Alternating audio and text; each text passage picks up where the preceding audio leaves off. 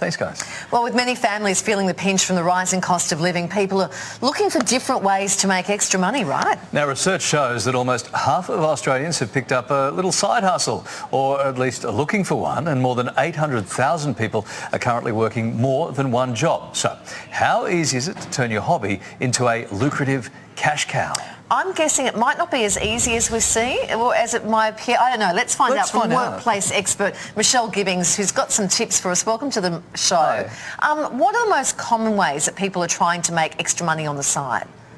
I put it into 5 key categories. There are people who outsource their skills. It might be proofreading, writing, video editing. Then there's people who are leveraging the digital world. They're doing social media work, YouTube streaming. There's also people who are leveraging platforms where you can drive, deliver, you can sell things and source work.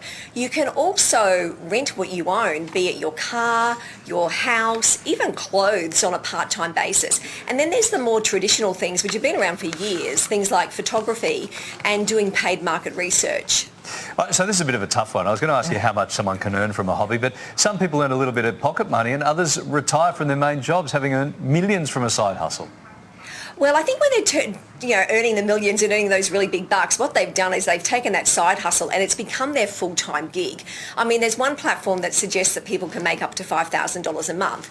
And realistically, if you're earning that type of wage, it's a big gig that you're doing and you're doing it full-time. For most people, we're in that more, $100 range. Okay. Do you reckon we need to tell our regular boss if we're making money on a side hustle?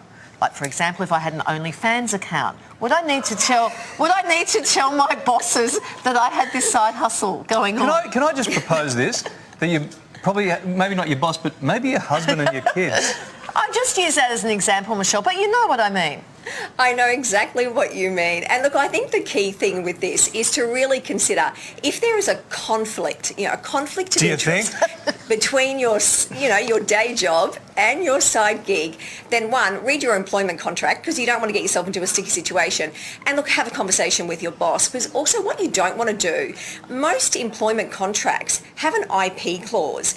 And what that means is if you've developed something which is really amazing and your company can then claim that you've done it on work time, they can actually claim the IP for it. So you really do want to be careful. Yeah, I don't think they'd want the IP for that. So, Kylie, make sure you let your boss know between your normal job and your on your side job. Now, it's not just about money. What are other benefits of building up your own small business? Look, there's lots of people who do it because they really enjoy it. They're making productive use of their spare time, they're learning new skills. But one of the key things is it gives you that opportunity. If you've got that great idea, you can test it. See if it works. Is there a real market for it before you ditch your full-time job and take that side hustle full-time? Yeah, just on that, I was going to ask you what things should we consider before starting a side hustle? We've got a graphic page here to have a look at.